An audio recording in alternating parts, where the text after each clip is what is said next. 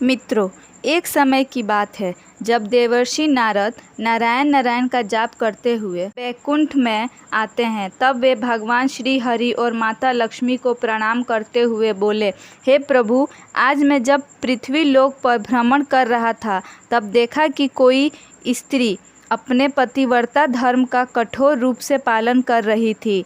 वहीं कुछ स्त्रियां अपने पति के आंखों में धूल झोंक कर पराये पुरुषों के साथ अनैतिक संबंध बना रही थी। ऐसा क्यों होता है, मैं जानना चाहता हूँ। आखिर सच्ची पवित्र स्त्री की पहचान कैसे की जाए? हे प्रभु, उसके अंदर कौन से गुण होते हैं तथा एक चरित्रहीन स्त्री में कौन से अवगुण होते हैं? तब भगवान श्री हरि कहते हैं, हे नारद, आपने समस्त मानव जाति के कल्याण हेतु महत्वपूर्ण प्रश्न किए हैं, किंतु एक स्त्री के मन को समझ पाना किसी के भी बस की बात नहीं है।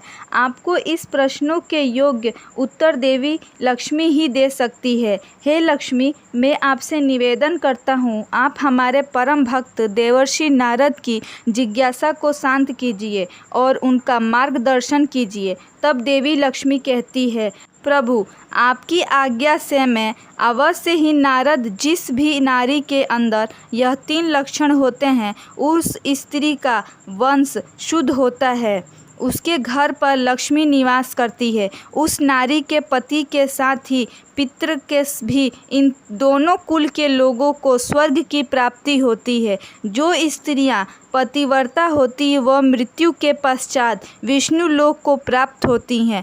पवित्रता स्त्री की महानता की एक पवित्र कथा सुनाती हूँ। इस कथा का श्रवण करने मात्र से ही व्यक्ति के सभी पाप नष्ट होते हैं। जो व्यक्ति ध्यान मग्न होकर इस कथा को सुनता है, भगवान विष्णु उसके 32 अपराध माफ़ करते हैं। इसीलिए प्रत्येक मनुष्य को इस कथा को ध्यान से सुनना चाहिए।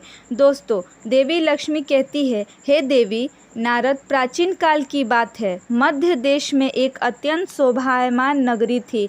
उसमें एक पवित्रता ब्राह्मण रहती थी। उसका नाम था मीरा। मीरा का पति पिछले जन्म के पाप कर्मों के कारण इस जन्म में कोढ़ी हो गया था, अर्थात उस कोढ़ का रोग हो गया था। उसके शरीर में बहुत सारे जख्म हुए थे, जिससे सदा ही पीप निकलता रहता था। अपने पति की ऐसी दुर्गति देखकर मीरा ने अपने पति का साथ नहीं छोड़ा और निर्मल भाव से वह अपने पति की सदा सेवा करती रहती थी। पति के मन में जो जो इच्छा होती उसे वह नारी अपनी शक्ति के अनुसार अवश्य ही पूर्ण करने का प्रयास करती थी। मीरा प्रतिदिन देव पूजा की तरह ही अपने पति की पूजा करती थी और अपने मन की सभी इच्छाओं को त्याग करके अपने पति के प्रति विशेष स्नेह रखती थी। दोस्तों, देवी लक्ष्मी कहती है, हे देवर्षि नारद, फिर एक दिन मीरा के पति को रास्ते से जाती हुई एक अत्यंत सुंदर वेश्या दिखाई दी। उस सुंदर वेश्या को देखकर उसका पति काम वासना से भर गया और उस वेश्या पर मोहित हो गया। उस वेश्या के सुंदर रूप ने उस ब्राह्मण को पूरी तरह से अपने वश में कर लिया। उसके रूप को देखते ही वो आह भरने लगा, लंबी लंबे सांसें खींचने लगा और जब वह वेश्या उसकी नज़रों से दूर चली गई तो वह बहुत दुखी हो गया। अपने पति की आवाज़ सुनकर वह पतिव्रता तुरंत दौड़ी हुई घर से बाहर आ गई और अपने पति से पूछने लगी, हे नाथ, क्या हुआ?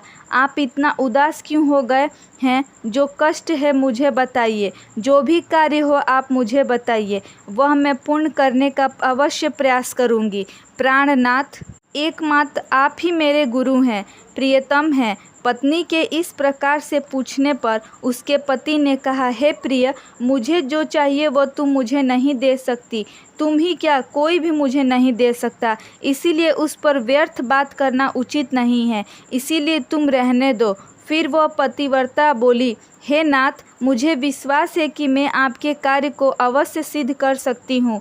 आप केवल मुझे आज्ञा देने का कष्ट करें, मैं अपनी पूरी शक्ति लगाकर उस काम को पूरा करूँगी। उस कार्य को पूर्ण करने के लिए जो भी उपाय हो मैं करूँगी। अगर मैं आपके इस कार्य को पूरा कर सकी तो इस लोक में और परलोक में मेरा कल्याण होगा। फिर मीरा ने कोढ़ी पति से कहा, हे प्रिय, ठीक है, बताता हूँ। अभी अभी इस रास्ते रास्ते से एक अत्यंत सुंदर वेश्या जा रही थी। उसका शरीर अत्यंत सुंदर और मनमोहक था। यदि तुम ऐसा कोई उपाय कर सकती हो जिससे वह सुंदर वेश्या मुझे प्राप्त हो जाए तो मेरा जन्म सफल हो जाएगा। हे देवी, तुम उससे मेरा मिलन करवा कर मेरे हृदय को शांत करो। पति के द्वारा ऐसे कहने पर वह मीरा अत्यंत दुखी हुई और बोली, हे नाथ, आप धैर्य रखिए, मैं आपके इस कार्य को अवश्य सिद्ध करूंगी और उस वेश्या से आपका मिलन अवश्य कराऊंगी। इतना कहकर उस पवित्रता नारी ने मन ही मन कुछ विचार किया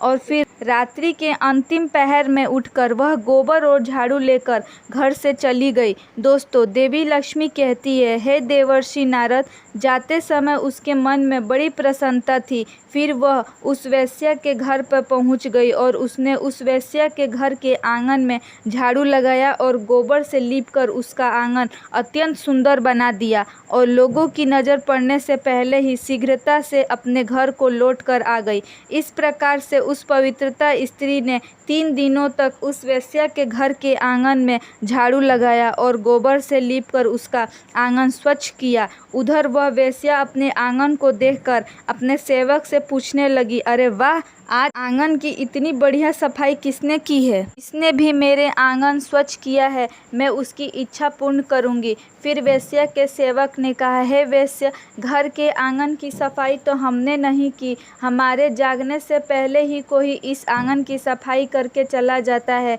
सेवकों की बात सुनकर वेश्या को बड़ा आश्चर्य हुआ और वह सोचने लगी कि आखिर कौन आकर उसके घर के आंगन को साफ कर रहा है। फिर उसने जागने के लिए रात भर जागरण किया और छिपकर देखने लगी। तभी उसने देखा कि रात्रि के अंतिम पहर में ब्रह्माणी आकर उसके घर के आंगन को साफ कर रही है।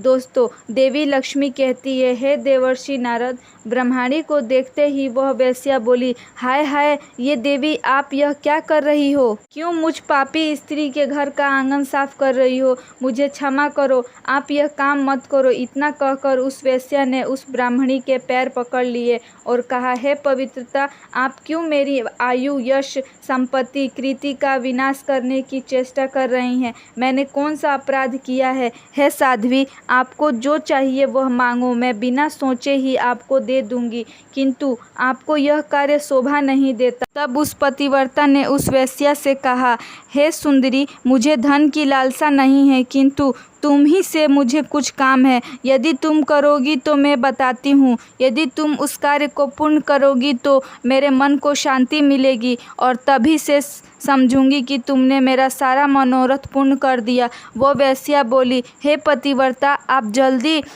से बताइए, मैं वचन देती हूँ आपका जो भी अभीष्ट कार्य है उसे मैं अवश्य पूर्ण करूँगी। माता जी, आप महान पतिव्रता हैं, आपका कार्य करूँगी तो मेरे सभी पाप नष्ट हो जाएंगे।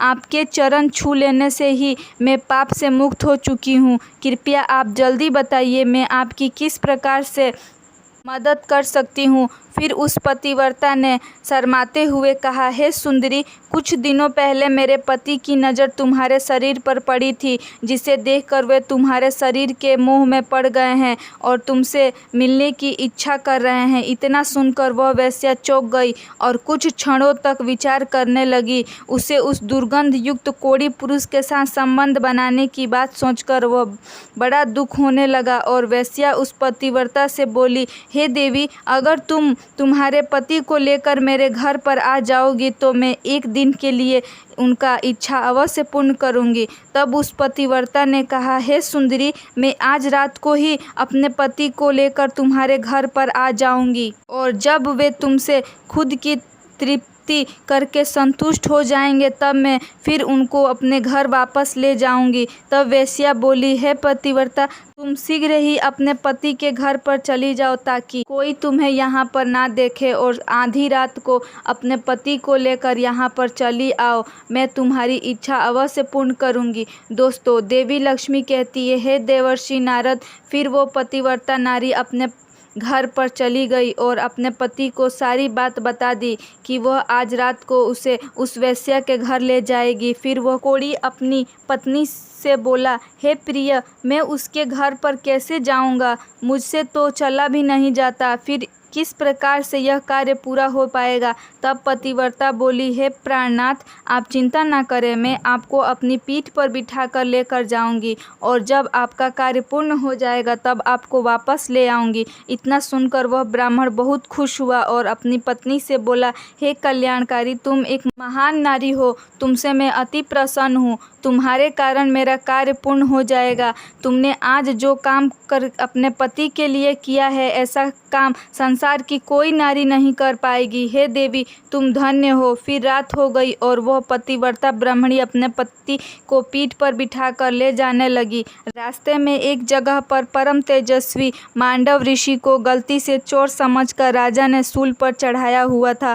वह शूल मांडव रस के आर पार गया था, किंतु फिर भी वे जीवित थे और अपनी तपस्या में लीन हो गए थे। जब रात के अंधकार में वह पतिव्रता ब्राह्मणी मांडव ऋषि के नज़दीक से गुजरी रही थी तो गलती से उसके कोढ़ी पति का पैर मांडव ऋषि के शरीर को लग गया और उसकी तपस्या भंग हो गई। मांडव ऋषि अत्यंत क्रोधित हो गए और श्राप देने लगे, पापी ने भी मेरी तपस्या भंग की है और मुझे वेदना दी है, वह पापी सूर्योदय होते ही भस्म हो जाएगा। ऋषि मांडव ने श्राप देते हुए वह कोढ़ी जमीन पर गिर पड़ा। ऋषि मांडव का श्राप सुनते ही उस पतिव्रता को बहुत दुख हुआ और वह कहने लगी, आज से 3 दिनों तक सूर्य का उदय ही ना हो। इतना कहकर वह पतिव्रता अपने पति को लेकर घर चली गई और अपने पति को सैया पर लिटाकर उसके पास बैठ गई। दोस्तों, देवी लक्ष्मी कहती है, देवर्षि नारद, पतिव्रता की वाणी में इतनी शक्ति होती है कि वह जो भी कहती है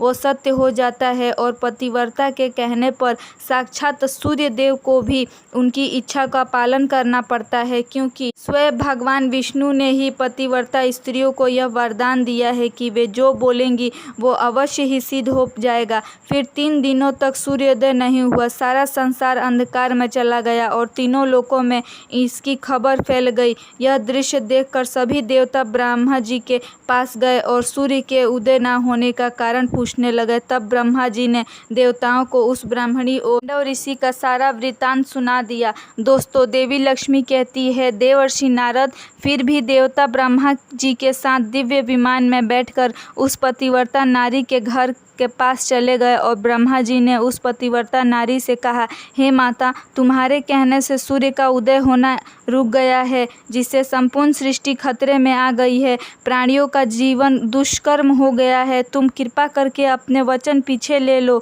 और सूर्य का उदय होने दो। फिर वह पतिव्रता कहती है, हे भगवान, एकमात्र मेरे पति ही मेरे गुरु हूँ। ये मेरे लिए संपूर्ण लोकों से बढ़कर हैं और सूर्य उदय होते ही मेरे पति की मृत्यु हो जाएगी, क्योंकि मांडव ऋषि ने ऐसा श्राप दिया है। मैंने किसी लोभ में, क्रोध में तथा मोह में आकर ऐसा नहीं किया है। मैं केवल अपने पति के प्राणों की रक्षा करना चाहती हूँ। फिर वो ब्रह्मा जी कहते हैं, हे माता, तुम्हारे पति की आयु इतनी ही थी, उनकी मृत्यु से पृथ्वी का कल्याण होगा। तुम अपने पति के प्राण जाने दो, इससे तुम्हारे बहुत पुण्य मिलेगा। वह पतिव्रता बोली, हे ब्रह्मदेव, पति का त्याग करके मुझे किसी भी लोक में सुख की प्राप्ति नहीं होगी। मेरे पति मेरे लिए ईश्वर है, इसीलिए मैं उनका त्याग नहीं कर सकती। फिर ब्रह्मा जी कहते हैं, हे पतिव्रता, तुम्हारे धर्म से मैं बहुत प्रसन्न हूँ। तुम अपनी इस हठ को छोड़ दो और सूर्य को उदय होने दो, जिससे सारा संसार स्वच्छ हो जाएगा और हमारे आशीर्वाद से तुम्हारा कोढ़ी पति भी कामदेव के समान सुंदर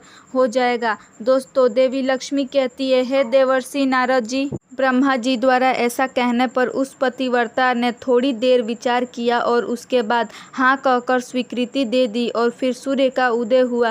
फिर मांडव ऋषि के श्राप के कारण तुरंत ही उसका पति जलकर भस्म हो गया और फिर उसकी राख से अत्यंत सुंदर कामदेव का समान रूप वाला उसका पति बाहर आकर खड़ा हो गया। यह चमत्कार देखकर वो पतिव्रता अत्यंत प्रसन्न हुई और फिर स्वर्ग लोक से एक अत्यंत तेजस्वी विमान आया और वो पतिव्रता नारी अपने पति के साथ बैठकर स्वर्ग लोक को चली गई। दोस्तों, देवी लक्ष्मी कहती है, हे देवर्षि नारद, इस प्रकार से पतिव्रता नारी में संसार को भी नष्ट करने की शक्ति होती है। पतिव्रता नारी के सामने बड़े बड़े देवताओं को भी झुकना पड़ता है। तो दोस्तों, उम्मीद है आपको ये कथा पसंद आई होगी, तो कमेंट करके अवश्य बताएं। जानकारी अच्छी लगी हो तो वीडियो को लाइक ज़रूर करें और कमेंट में जय श्री हरि विष्णु अवश्य लिखें।